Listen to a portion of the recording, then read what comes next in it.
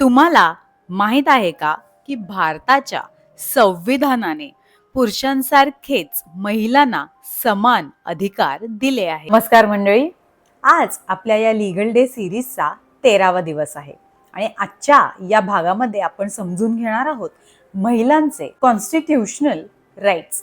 मला वाटतं हा विषय तुम्हाला माहित असणं हे फार गरजेचं आहे, त्यामुळे व्हिडिओला अजिबात स्किप न करता शेवटपर्यंत पहा।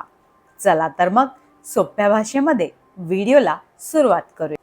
आता यामध्ये आपण काही पॉइंट्स बघूया। पॉइंट नंबर पहिला, आर्टिकल 14 नुसार प्रत्येक महिला ही कायद्यापुढे समान आहे। पॉइंट दुसरा, आर्टिकल 15 नुसार केवळ महिला असल्यामुळे कोणत्याही प्रकारचा भेदभाव करता येणार नाही।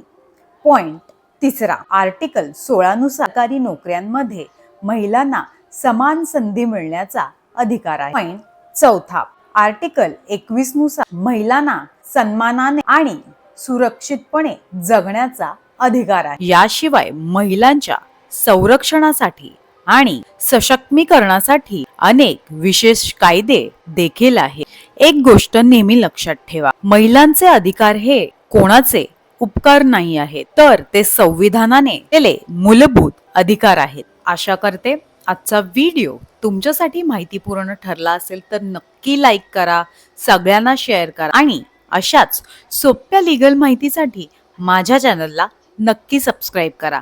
भेटूया पुढच्या व्हिडिओमध्ये, तोपर्यंत स्वतःची काळजी घ्या।